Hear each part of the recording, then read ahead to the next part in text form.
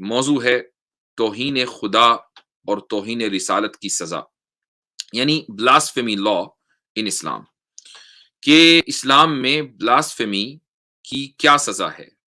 اگر کوئی شخص اس جرم کا ارتکاب کرتا ہے، رسول کی شان میں گستاخی کرتا ہے، اللہ کی شان میں گستاخی کرتا ہے، تو سب سے پہلی بات تو یہ کہ کیا اس کو سزا ملنی چاہیے یا نہیں، اور اگر سزا ملنی چاہیے تو پھر وہ کون سی سزا ہے، اور کیا مسلمان کے لیے خود یہ جائز ہے کہ وہ بلاسفیمی کرے دوسرے مذہب کی، یعنی یہ بھی امپورٹنٹ مسئلہ ہے کہ ایک مسلمان کیا کسی دوسرے مذہب کی بلاسفیمی کر سکتا ہے، کیا وہ کسی دوسرے مذہب کی جو سیکرڈ ڈیٹیز ہیں، چاہے وہ ہندوازم میں ہو یا کرسچینٹی میں ہو یا جوڈازم میں ہو، کیا وہ ان کے خلاف کچھ ان کی توہین کر سکتا ہے؟ یہ دو مسئلے انشاءاللہ آج آئیں گے۔ سورہ انعام کی آیت نمبر میں مختصر انشاءاللہ رکھوں گا تاکہ جلدی جلدی بات ہو جائے، آج ویسے بھی جمعہ کا وقت ہے۔ یہاں پر ہمارے یہاں سورہ انعام کی آیت نمبر 108 اللہ تعالیٰ فرماتا ہے وَلَا تَسُبُّوا الَّذِينَ يَدْعُونَ مِن دُونِ اللَّهِ فَيَسُبُّوا اللَّهَ عَدْوًا بِغَيْرِ علم۔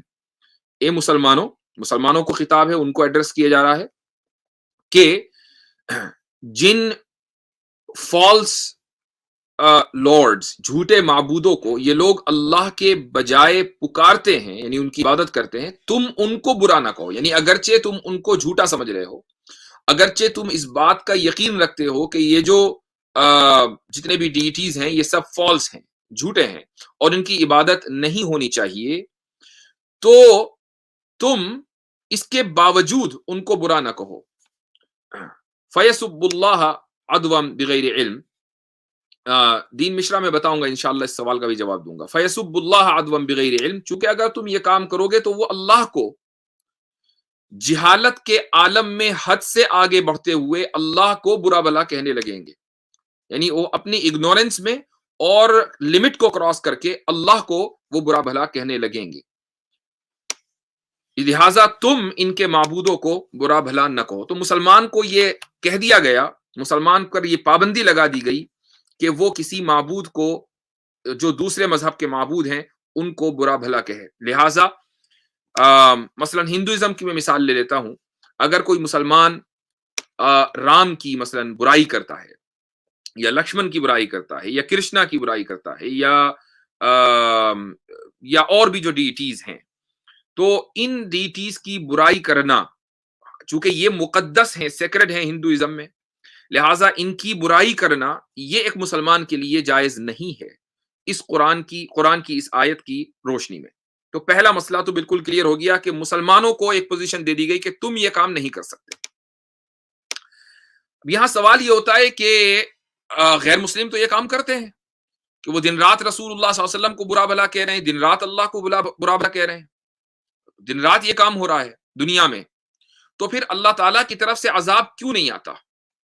یہ سوال ذہن میں آتا ہے، تو اللہ تعالیٰ نے اسی سوال کا جواب اس آیت میں دیا ہے، کذالک زینا لکل امۃ عملہم، اسی طرح اس دنیا میں ہم نے ہر گروہ کے عمل کو اس کی نظر میں خوبصورت بنایا ہوا ہے، یعنی ہر گروہ یہ سمجھتا ہے کہ میں جو کام کر رہا ہوں، میں جو خدا کو گالی دے رہا ہوں، اللہ کو برا بھلا کہہ رہا ہوں، یہ بہت اچھا کام کر رہا ہوں، میں اپنے دھرم کی رکشا کر رہا ہوں یا اپنے مذہب کی حفاظت کر رہا ہوں، میں اللہ کو گالی دے کر، ہر آدمی یہ سمجھ رہا ہے۔ ثم الى ربهم مرجعهم، لیکن اس کا مطلب یہ نہیں ہے کہ اللہ ان کو سزا نہیں دے گا، چونکہ اللہ تعالیٰ کی سزا ضروری نہیں کہ دنیا میں آئے، ہاں اگر جرم کیا ہے، ایسا جرم کیا ہے اور توبہ کیے بغیر اللہ کے دربار میں پہنچ گیا مرنے کے بعد، تو اب سزا طے ہے، چونکہ سزا جو ہے وہ اس دنیا میں دیے جانا ضروری نہیں ہے، بلکہ اگلی دنیا وہ اسی کام کے لیے بنی ہے، وہ جزا اور سزا کے لیے بنی ہے۔ ثم الى ربهم مرجعهم فينبئهم بما كانوا يعملون، پھر ان سب کو اپنے پروردگار کی طرف لوٹنا ہے، اس وقت وہ انہیں بتائے گا کہ وہ کیا کچھ کرتے تھے۔ لہٰذا اگر کوئی شخص اس دنیا میں اللہ کی شان میں گستاخی کرتا ہے، رسول کی شان میں گستاخی کرتا ہے، وہ ایک گناہ کا کام کر رہا ہے، اس میں تو کوئی شک نہیں ہے، لیکن اس گناہ کی سزا اس دنیا میں اس کو مل جائے یہ کوئی ضروری نہیں ہے۔ اب پہلی بات تو یہ ہو گئی کہ ہم مسلمانوں کو یہ پابند بنا دیا گیا کہ وہ دوسروں کے معبودوں کو برا بھلا نہ کہیں۔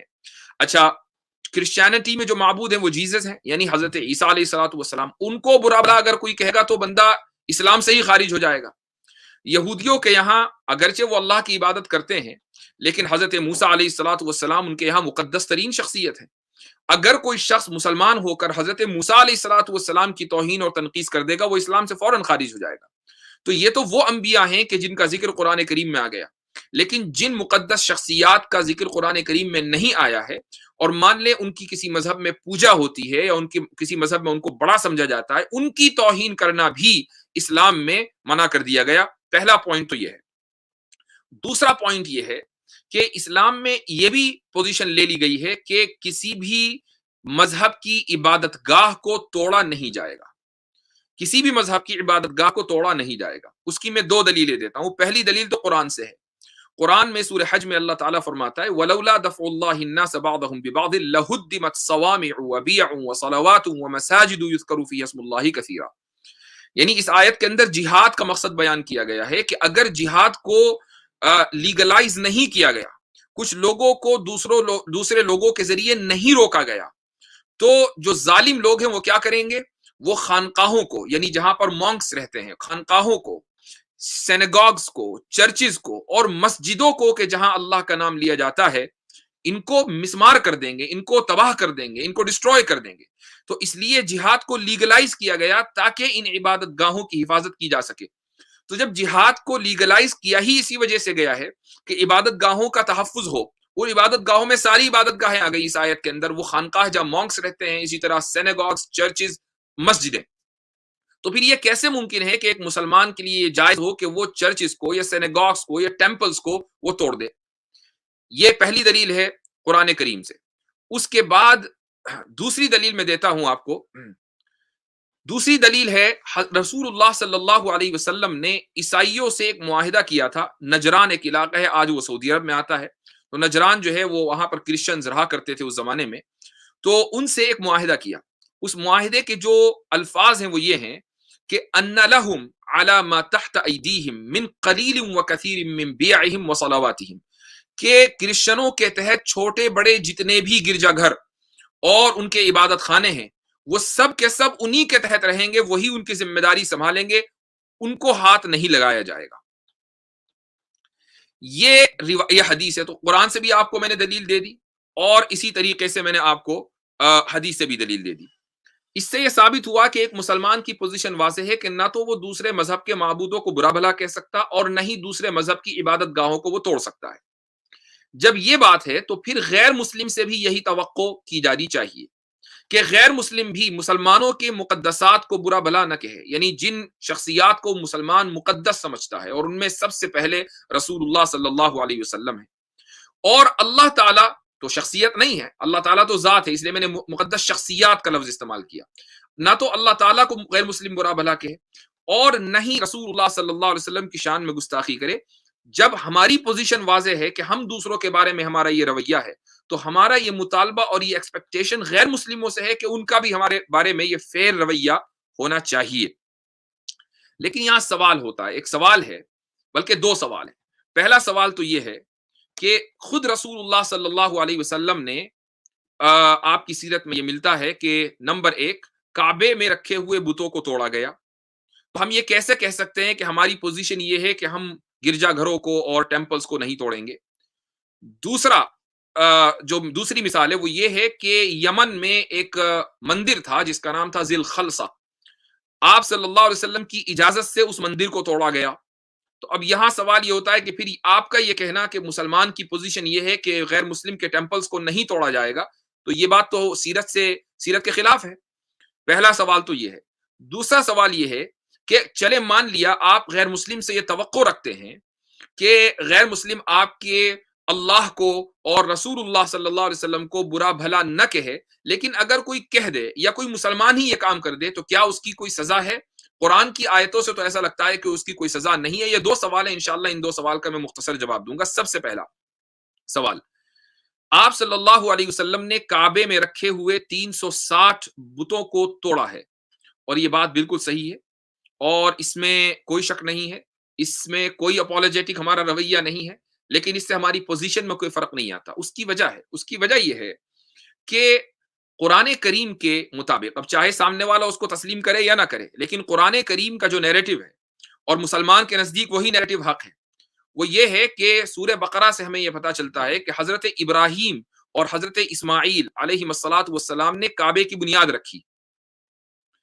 قرآن کریم کی آیت وَإِذْ يَرْفَعُ إِبْرَاهِيمُ الْقَوَاعِدَ مِنَ الْبَيْتِ وَإِسْمَاعِيلُ، اور کعبے کی بنیاد رکھنے کے بعد انہوں نے دعا کی اللہ تعالیٰ سے کہ اے اللہ سب سے پہلے تو ہمارے اس کام کو قبول فرما، دوسرے یہ کہ اس جگہ ایک ایسی امت مسلمہ بھیج دے، امت مسلمہ بھیج دے کہ جس کے پاس ایک ایسا رسول آئے کہ جو تیری آیتیں تلاوت کرے. اس کا مطلب یہ ہوا کہ جو کعبہ بنایا گیا تھا یہ توحید کا گھر تھا، یہاں پر ایک اللہ کی عبادت ہونی تھی، یہاں پر امت مسلمہ کو عبادت کرنی تھی، چونکہ بنانے والے نے دعا یہی مانگی تھی کہ امت مسلمہ یہاں آئے. کچھ دنوں تک تو کعبے میں، کچھ سالوں تک یا کچھ صدیوں تک، کوئی نہیں جانتا کتنے سال تھے اور کتنے صدیاں تھی، کعبے میں اللہ کی عبادت ہوتی رہی. پھر آہستہ آہستہ وہ لوگ شرک کی طرف بڑھے اور یہاں تک کہ بتوں کی پوجا شروع ہو گئی، اور کعبے میں جو اوریجنلی مسجد تھی اس میں بتوں کو لا کر رکھ دیا گیا. اب جب رسول اللہ صلی اللہ علیہ وسلم وہ نبی آیا کہ جس کو اللہ کی آیتیں پڑھنی تھی اور جس کو توحید کا جو گھر، اوریجنلی توحید کا جو گھر تھا، جس کو کنٹامینیٹ کر دیا گیا تھا بتوں کو رکھ کر، اس کو پاک کرنا تھا، تو ظاہر ہے کہ وہ بتوں کو ہٹائے گا، وہ بتوں کو نہیں رکھے گا. اس لیے کہ آپ نے مسجد کے اوپر آ کر قبضہ کر لیا اور اپنے بت رکھ دیے، تو اب فیئر گیم یہ ہے کہ آپ اپنے بت کو خود ہٹا لیں. خود نہیں ہٹائیں گے تو ہم ہٹائیں گے. ہاں اگر ایسا ہوتا کہ کعبۃ اللہ اوریجنلی مندر ہوتا اور وہاں سے پھر بتوں کو ہٹایا جاتا اور رسول اللہ صلی اللہ علیہ وسلم یہ کام کرتے، تب آپ یہ اعتراض کر سکتے تھے.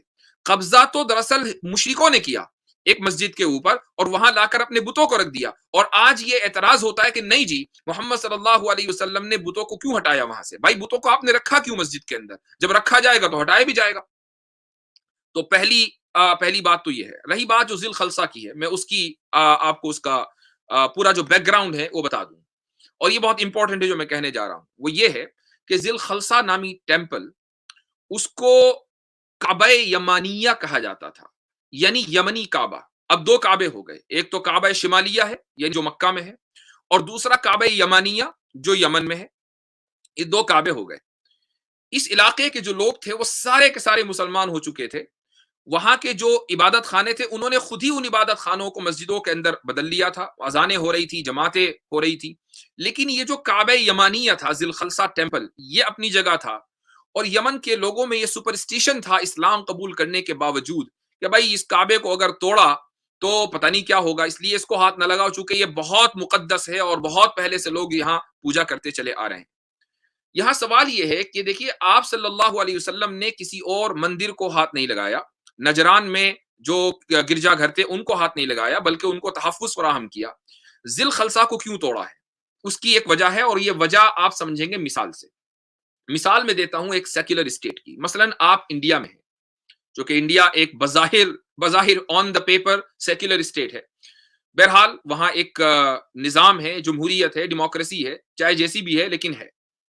آپ اس ملک میں رہتے ہیں، آپ اس ملک کے سٹیزن ہیں، اور اب وہاں آپ یہ کام کریں کہ اپنی ایک پارلیمنٹ بنا لیں اور یہ کہیں کہ بھائی ٹھیک ہے ایک پارلیمنٹ تو دلی میں ہے، ایک پارلیمنٹ ہم بمبئی میں بنائیں گے، یہ ہماری اپنی پارلیمنٹ ہے اور یہاں سے ہم ملک کے اوپر حکومت کریں گے، یہ ہمارا اپنا نظام ہے. تو آپ کو حکومت فوراً سے پہلے جیل میں اس طرح ڈالے گی کہ آپ کو پتہ بھی نہیں چلے گا کہ آپ گئے کدھر ہیں. یہ ایک سیکولر اسٹیٹ کی بات ہو رہی ہے. چونکہ کوئی بھی اسٹیٹ اپنی ٹیریٹوری میں کسی دوسری حکومت کو یا کسی ایسے سمبل کو برداشت نہیں کر سکتی ہے کہ جو اس گورننس کا سمبل ہو. تو پارلیمنٹ جو ہوتی ہے یہ ڈیموکریسی کا ایک سمبل ہے. جہاں جہاں بھی پارلیمنٹ، جہاں بھی ڈیموکریسیز ہیں وہاں پارلیمنٹ ہے. تو پارلیمنٹ ڈیموکریسی کا سمبل ہے. اب اگر آپ اسی ملک میں اپنی ایک پارلیمنٹ بنا دیں اور اپنی حکومت کا اعلان کر دیں تو ہوگا کیا؟ ہوگا یہی کہ فورن گورنمنٹ کے جو لا انفورسمنٹ ایجنسیز ہیں وہ آئیں گی، آپ کی عمارت کو ٹیک اوور کر لیں گی، آپ کو جیل میں ڈال دیں گی. اسی طریقے سے اسلامی ریاست جو مدینے میں قائم ہوئی تھی اس کی بنیاد توحید ہے، اور توحید کا جو سب سے بڑا سمبل ہے پوری دنیا میں آج بھی، وہ اللہ کا گھر کعبۃ اللہ ہے. اس سے بڑا کوئی دوسرا سمبل نہیں ہے توحید کا. اب ہوا یہ کہ اسلامی ریاست قائم ہو چکی ہے اور اس میں اس ریاست کی توحید کا سب سے بڑا سمبل کعبہ مکے میں موجود ہے، ادھر دوسری طرف دوسرا کعبہ قائم ہے، تو گویا کہ جو اصلی کعبہ ہے اس کو چیلنج دیا جا رہا ہے۔ جس طریقے سے آپ ایک ملک میں دوسری پارلیمنٹ قائم نہیں کر سکتے، اسی طریقے سے آپ اس اسلامی ریاست میں دوسرا کعبہ بھی قائم نہیں کر سکتے، لہٰذا اس کعبے کو ختم کیا گیا۔ ہاں تمہیں دوسرا مندر بنانا ہے بناؤ، لیکن کعبے کے نام سے یہ کام نہیں کر سکتے، چونکہ پھر یہ انٹرفیرنس ہو جائے گا اسلامک گورننس میں۔ اس لیے اس وجہ سے آپ صلی اللہ علیہ وسلم نے ذی الخلصہ کو مسمار کیے جانے کی اجازت دی ہے۔ تو یہ دو واقعات ہو گئے مندر اور ٹیمپل کے تعلق سے۔ اب مسئلہ یہاں یہ آتا ہے کہ توہین رسالت کا، میں جلدی کر رہا ہوں۔ اچھا کچھ لوگ محمود غزنوی وغیرہ کے بارے میں پوچھ رہے ہیں، مجھے اس سے کوئی فرق نہیں پڑتا کہ محمود غزنوی نے کیا کیا۔ محمود غزنوی نے جو کیا، محمود غزنوی میسنجر نہیں تھا خدا کا، وہ اللہ کا رسول نہیں تھا، وہ ایک عام بادشاہ تھا۔ تو ہمیں بادشاہوں کو ڈیفینڈ نہیں کرنا ہے، ہم رسول اللہ صلی اللہ علیہ وسلم کی سیرت کو دیکھنے والے ہیں کہ رسول اللہ صلی اللہ علیہ وسلم نے کیا کیا ہے۔ مجھے اس سے فرق نہیں پڑتا کہ محمود غزنوی نے کیا کیا، سلطان غوری نے کیا کیا، اکبر نے کیا کیا، بابر نے کیا، who cares؟ ان لوگوں کے بارے میں مطلب ہمیں کیوں بات کرنی ہے؟ تو بہرحال آگے چلتے ہیں۔ آگے مسئلہ ہے توہین رسالت کا، کہ آپ صلی اللہ علیہ وسلم کی شان میں اگر کوئی گستاخی کرتا ہے تو کیا اس کی کوئی سزا ہے؟ ہم جب قرآن میں دیکھتے ہیں یا بلکہ رسول اللہ صلی اللہ علیہ وسلم کی سیرت کو دیکھتے ہیں تو ہمیں یہ لگتا ہے، ایسا ملتا ہے کہ آپ صلی اللہ علیہ وسلم تو ہمیشہ معاف کر دیا کرتے تھے، درگزر کیا کرتے تھے۔ عبداللہ ابن ابئی جیسا منافق مدینے میں تھا، آپ صلی اللہ علیہ وسلم کی شان میں دن رات گستاخی کرتا تھا، لیکن آپ صلی اللہ علیہ وسلم نے اس کو قتل نہیں کیا۔ یہاں تک کہ عبداللہ ابن ابئی کے بیٹے نے اجازت مانگی رسول اللہ صلی اللہ علیہ وسلم سے، یا رسول اللہ میں اپنے باپ کا کام تمام کر دوں، لیکن آپ صلی اللہ علیہ وسلم نے اجازت نہیں دی۔ اسی طریقے سے میں نے کل واقعہ یا پرسوں کے درس میں یہ واقعہ آیا تھا کہ ایک شخص آپ صلی اللہ علیہ وسلم کا اساسینیٹ کرنا چاہتا تھا، لیکن وہ پکڑا گیا۔ آپ صلی اللہ علیہ وسلم نے اس کو معاف کر دیا، اس کو سزا نہیں دی۔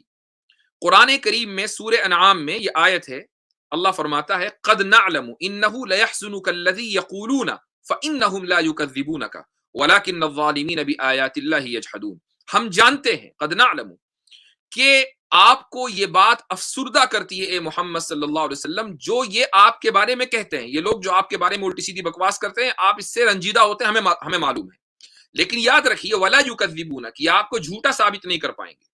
ولکن الظالمین بآیات اللہ یجحدون، لیکن جو ظالم لوگ ہیں، جو ٹرانسگریسرز ہیں، ظلم کرنے والے ہیں اپنے اوپر، وہ اللہ کی آیتوں کا صرف انکار ہی کر سکتے ہیں، ان کو جھوٹا قرار نہیں دے سکتے۔ اور یہ اوپن چیلنج ہے پوری دنیا کو آج بھی کہ رسول اللہ صلی اللہ علیہ وسلم کو کوئی جھوٹا ثابت کر کے دکھائے۔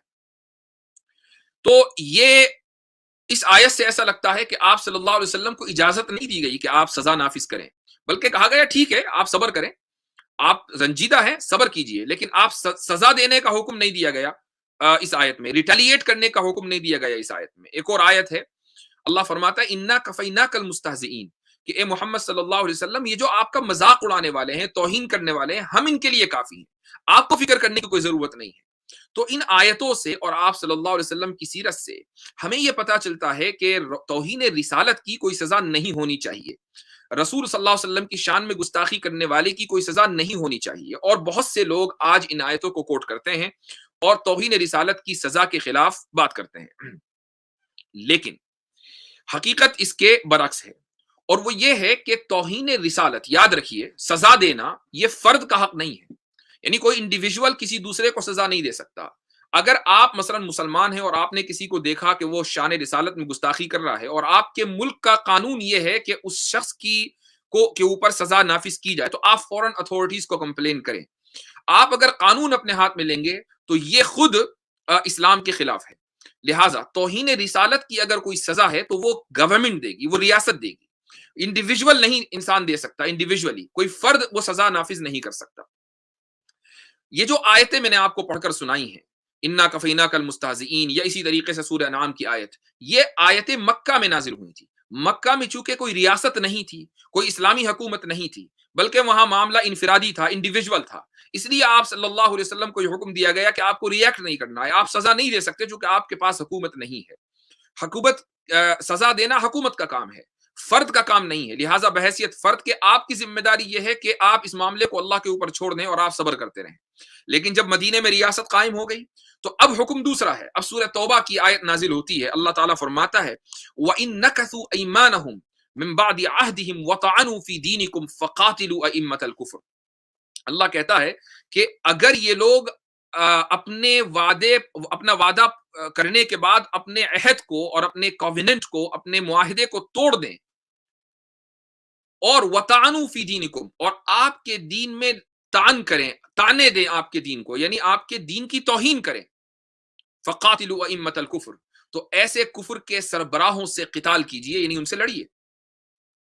اب دیکھیے ریاست قائم ہو گئی، ریاست قائم ہونے کے بعد یہ حکم آیا کہ ان لوگوں نے اگر آپ سے معاہدہ کیا تھا اور معاہدہ کرنے کے بعد اس معاہدے کو توڑ دیا اور دین میں تانے دیے، یعنی دین کی توہین کی، تو اب سزا یہ ہے کہ ان سے قتال کیا جائے، ان سے لڑائی لڑی جائے۔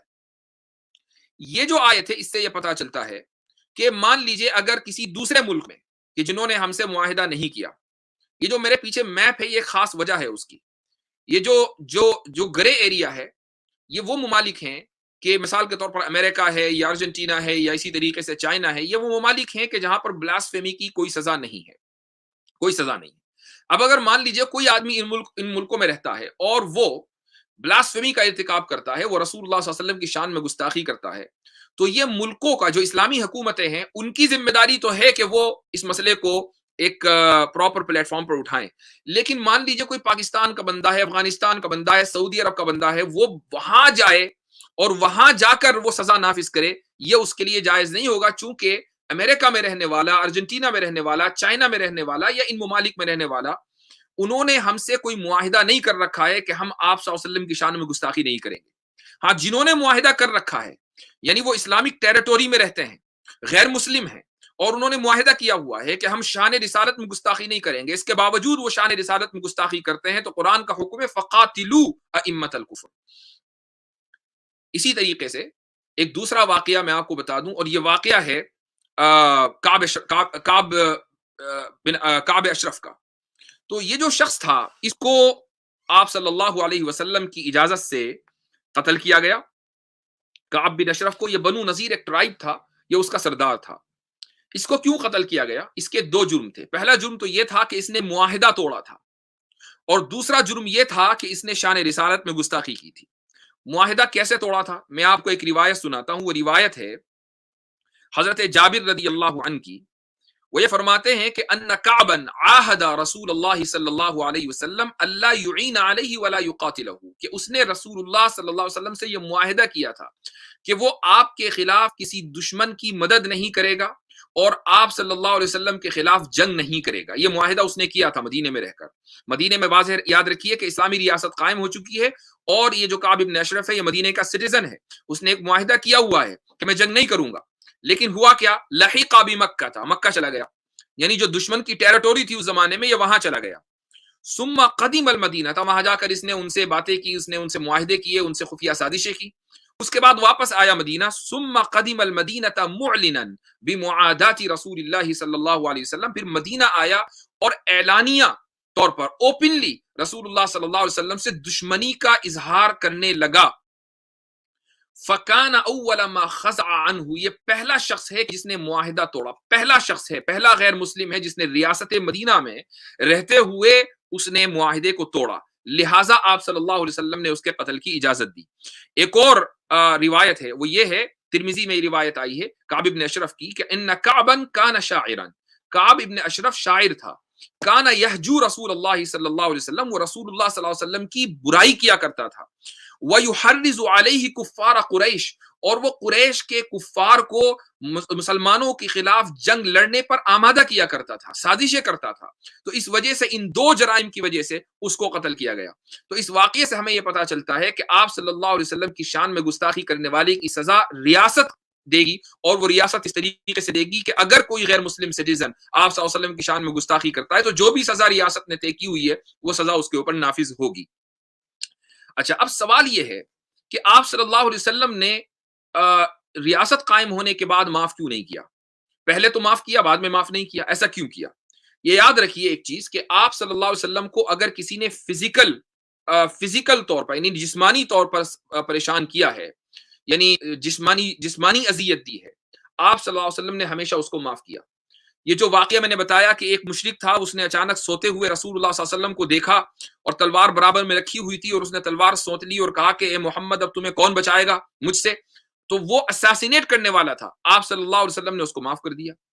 آپ نے ایسے لوگوں کو معاف کیا ہے کہ جنہوں نے جسمانی طور پر آپ صلی اللہ علیہ وسلم کو تکلیفیں دی ہیں۔ قریش نے جسمانی طور پر آپ صلی اللہ علیہ وسلم کو تکلیفیں دی ہیں، بڑے بڑے قریش کے سرداروں نے بعد میں اسلام قبول کر لیا، آپ نے معاف کر دیا، نو پرابلم۔ لیکن آپ نے جس نے زبانی رسول اللہ صلی اللہ علیہ وسلم کو تکلیف پہنچائی اس کو معاف نہیں کیا۔ کیوں نہیں کیا؟ اس کی وجہ یہ ہے کہ زبانی تکلیف پہنچانے والا دراصل آپ صلی اللہ علیہ وسلم کو تکلیف نہیں پہنچا رہا، بلکہ وہ دین کے خلاف اعلان جنگ کیے ہوئے ہے، وہ اسٹیٹ کا جو مذہب ہے، اسٹیٹ کا جو دین ہے، اس کے خلاف وہ اعلان جنگ کیے ہوئے ہے۔ اس کی مثال لے لیجئے، آپ صلی اللہ علیہ وسلم کو زبانی طور پر کیسے تکلیف پہنچاتے تھے لوگ؟ کہتے تھے کہ ارے یہ محمد جو ہے نا یہ تو شاعر ہے۔ تو اب اگر آپ نے اس کو آپ صلی اللہ علیہ وسلم کو شاعر مان لیا تو گویا کہ آپ یہ کہہ رہے ہیں کہ یہ جو قرآن ہے یہ اللہ نے نازل نہیں کیا، محمد صلی اللہ علیہ وسلم نے بیٹھ کر شعر و شاعری کر دی۔ تو یہ محمد صلی اللہ علیہ وسلم کے خلاف کرٹیسزم نہیں ہوا، بلکہ یہ آپ صلی اللہ علیہ وسلم کی توہین اور اس کے بعد اسلام کی توہین ہوئی، یہ قرآن کی توہین ہوئی۔ ایسے موقع پر ظاہر ہے کہ اسٹیٹ کو کہ جس کا دین اسلام ہے وہ ایکٹیو ہوگا اور ایسے لوگوں کو اس کو سزا دینے کا حق ہے۔ لیکن یہاں سوال یہ ہوتا ہے کہ اگر کوئی اسلام کے خلاف کرٹیسائز کر رہا ہے تو کیا کرٹیسزم کے اوپر سزا دی جائے گی؟ نہیں، کرٹیسزم کے اوپر سزا نہیں ہے، یہ یاد رکھیے۔ کوئی اسلام کے خلاف تنقید کرنا چاہتا ہے، کوئی اسلام کے خلاف آبجیکشن ریز کرنا چاہتا ہے، کوئی اسلام کے تعلق سے سوالات کرنا چاہتا ہے، نو پرابلم۔ آپ اسلام کو کرٹیسائز کرنا چاہتے ہیں، کریے۔ یہاں سوال کرٹیسزم کا نہیں ہے، یہاں سوال توہین کا اور تنقیص کا ہے، یعنی جو اسلام کی اور اسلام کی مقدس شخصیات کی، خصوصاً رسول اللہ صلی اللہ علیہ وسلم کی توہین کرے، اللہ کی توہین کرے اور تنقیص کرے، اب اس جو اسٹیٹ ہے وہ سزا نافذ کرے گا۔ اچھا، یہ جو آپ میرے پیچھے میپ دیکھ رہے ہیں یہ ایک امپورٹنٹ میپ ہے۔ یہ دراصل بلاسفیمی لا کہاں کہاں ہے، یہ ان ملکوں کا میپ ہے۔ آج مرتد اور ملحد بڑا اچھلتے ہیں، بہت اچھلتے ہیں کہ بھائی یہ جو بلاسفیمی لا ہے یہ غلط ہے اور فلاں ہے ڈکا ہے۔ یہ جو آپ کو میں میپ دکھا رہا ہوں اس میں آپ دیکھیں کہ جو جہاں جہاں گرے ایریا ہے اس میں امریکہ آ گیا ہے، میکسیکو آ گیا ہے، ارجنٹینا ہے، پیرو ہے، اور اسی طریقے سے چائنا ہے، منگولیا ہے، وغیرہ وغیرہ۔ ان ممالک میں کوئی بلاسفیمی لا نہیں ہے۔ اچھا، جہاں پر گرین ہے وہاں بلاسفیمی لا تھا چند سالوں پہلے تک، لیکن اس کو ریپیل کر دیا گیا، اس میں نیوزی لینڈ بھی آ گیا، کینیڈا بھی آ گیا۔ اچھا، جہاں پیلا ہے اس میں انگلینڈ ہے اور آسٹریلیا ہے۔ تو یہاں پر سب نیشنل ریسٹرکشنز ہیں۔ سب نیشنل ریسٹرکشنز کا مطلب یہ ہے کہ وہ نیشنل لیول پر ریسٹرکشنز نہیں ہیں، بلکہ اسٹیٹ لیول پر ہو سکتے ہیں، کاؤنٹی لیول پر ہو سکتے ہیں۔ ہر اسٹیٹ کا لا، یعنی ایک ملک کے اندر جو الگ الگ صوبے ہیں، صوبے کا لا الگ ہو سکتا ہے۔ تو انگلینڈ میں کچھ علاقے ایسے ہوں گے، آسٹریلیا میں کچھ علاقے ایسے ہوں گے کہ جہاں بلاسفیمی لا آج بھی ایکٹیو ہے۔ اس کے بعد آپ آ جائیں اورنج پر۔ اورنج ممالک میں آتا ہے انڈیا ہے، اسی طریقے سے رشیا ہے، اور ایجپٹ ہے، اور اسی طریقے سے یونائٹڈ عرب امارات ہے، عمان ہے، جارڈن ہے، وغیرہ وغیرہ۔ یہ وہ ممالک ہیں جہاں پینلٹیز ہیں، فائنز اینڈ ریسٹرکشنز۔ یہاں پر ریسٹرکشنز بھی ہیں اور اسی طریقے سے فائنز یعنی پینلٹیز بھی ہیں، مانیٹری فائنز۔ اس کے بعد آ جائیے آپ جہاں پر ڈارک اورنج ہے، یعنی یا کہہ لیں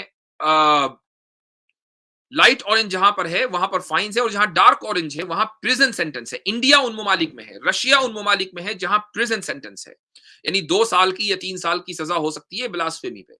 اور جہاں بالکل ڈارک ریڈ ہے ان میں آتا ہے پاکستان، افغانستان، ایران، سعودی عربیہ۔ ان ممالک کے اندر ڈیتھ سینٹنس ہے، اگر بلاسفیمی کی تو ڈیتھ سینٹنس نافذ ہوگی۔ اچھا، اب سوال یہ ہوتا ہے کہ یہ جو یورپین ممالک ہیں ان میں بھی بلاسفیمی لا ہے، تو یہ کیسا بلاسفیمی لا ہے؟ آپ اگر جرمنی چلے جائیں، آپ اسی طریقے سے آسٹریا چلے جائیں، ان ملکوں میں آپ نازی سلیوٹ کر کے دکھا دیں مجھ کو، آپ کسی پبلک پلیس پر نازی سلیوٹ کریں، فوراً آپ کے خلاف قانون حرکت میں آئے گا اور آپ کے اوپر جرمانہ لگایا جائے گا، اور کچھ یورپین ممالک میں باقاعدہ سزا بھی ہے چند مہینوں کی، چند مہینوں کی سزا آپ کو دی جائے گی۔ تو یہ جو نازی سلیوٹ ہے، اس کا مطلب یہ کہ آپ ہٹلر کو ایڈمائر کر رہے ہیں۔ ہٹلر کون ہے؟ کہ جس نے یہودیوں کو قتل کیا تھا۔ تو نازی سلیوٹ کرنے کا مطلب یہ ہے کہ آپ اس قتل کو جسٹیفائی کر رہے ہیں اور آپ یہودیوں کی جو سینٹیمنٹس ہیں اور جذبات ہیں ان کو ہرٹ کر رہے ہیں، لہٰذا یورپین ممالک کے اندر قانون فوراً حرکت میں آ جاتا ہے۔ تو یہاں سوال یہ ہوتا ہے کہ یہودیوں کے جو جذبات ہیں وہ جذبات ہیں اور مسلمانوں کے جذبات کی کوئی حیثیت نہیں ہے۔ یہودیوں کے جذبات کی اتنی حیثیت ہے کہ یورپ میں آج بھی بلاسفیمی لا ہے، لیکن مسلمانوں کے جذبات کی کوئی حیثیت نہیں ہے، وہاں فوراً آپ کو لبرٹی اور فریڈم یاد آ جاتی ہے۔ اب کوئی یہ کہہ سکتا ہے کہ ٹھیک ہے، ہم مانتے ہیں کہ ان ممالک میں بلاسفیمی لا ہے، لیکن یہ جو بلاسفیمی لا ہے یہ قتل نہیں ہے، ڈیتھ سینٹنس نہیں دی جاتی، چند مہینوں کی سزا ہے یا جرمانہ ہے، لائٹ سینٹنس ہے۔ یہ انڈیا میں دیکھ لیجئے 2 سے 3 سال کی سزا ہے، ایسا نہیں کہ لائف سینٹنس ہے یا ڈیتھ پینلٹی ہے۔ لیکن سعودی عرب میں تو ڈیتھ پینلٹی ہے، یا اسلامی جو یعنی جہاں پر اسلامی نظام ہے، اسلامی نظام میں تو ڈیتھ پینلٹی ہے توہین رسالت کے اوپر۔ تو اس کو آپ کیسے جسٹیفائی کر سکتے ہیں؟ تو اس کا جواب یہ ہے کہ ہم مغرب کے جو مثالیں دیتے ہیں، یعنی ویسٹرن کنٹریز کی جو مثالیں دیتے ہیں، وہ صرف آپ کو ایکسپوز کرنے کے لیے دیتے ہیں۔ ہم یہ مثالیں اس لیے نہیں دیتے کہ ہم ان کی تقلید کر رہے ہیں، ہم یہ مثالیں اس لیے نہیں دیتے کہ ہم ان کے پیرامیٹرز کو اپلائی کر رہے ہیں۔ ہمارے نزدیک ان کے پیرامیٹرز ٹوٹل فیل ہیں۔ کل میں نے جو اسلام میں سزاؤں کا جو نظام ہے اس کو بیان کیا تھا، اور اس میں بتایا تھا کہ مغربی ممالک میں امریکہ کی مثال دی تھی اور سعودیہ کی مثال دی تھی، اور یہ کہا تھا کہ امریکہ میں جو سزائیں دی جاتی ہیں جن مجرموں کو، جب وہ جیل سے باہر نکلتے ہیں تو 44% پہلے ہی سال میں دوبارہ وہی جرم کرتے ہیں، 68% 3 سال کے اندر وہی والا جرم کرتے ہیں، اور 77% 5 سال کے اندر وہی جرم کرتے ہیں۔ تو 77% لوگ 5 سال کے اندر دوبارہ جرائم کی دنیا میں پہنچ جاتے ہیں، جبکہ ان کو کریکشن سینٹرز بھیجا جاتا ہے، جبکہ سعودی عرب میں 3 سے 4% ہی دوبارہ جرم کی دنیا میں قدم رکھتے ہیں۔ تو اسلامی جو سزائیں ہیں وہ ایفیکٹو ہیں، ویسٹرن سزائیں ایفیکٹو نہیں ہیں۔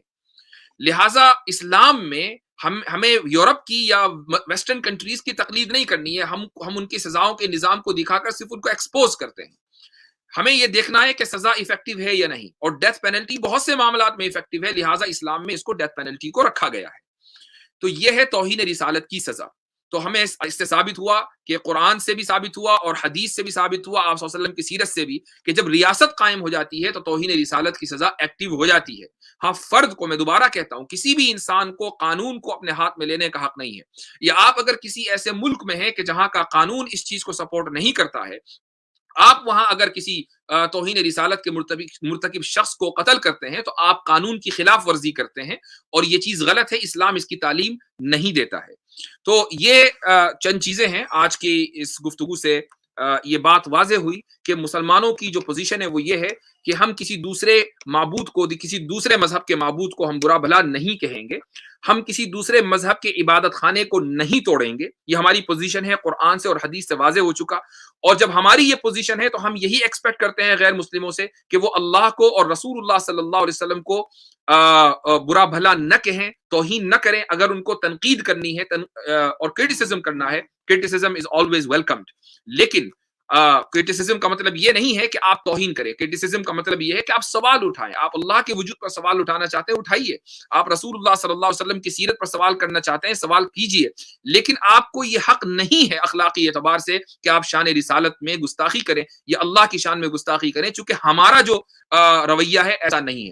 تو اگر ہم اخلاقی اعتبار سے اتنے بلند ہیں تو آپ کے اندر بھی اتنے گٹس ہونے چاہیے کہ آپ اخلاقی اعتبار سے ہمارے قریب آئیں کم سے کم، اور ایک لیول پر آ کر گفتگو کریں، سویلائزڈ بنے۔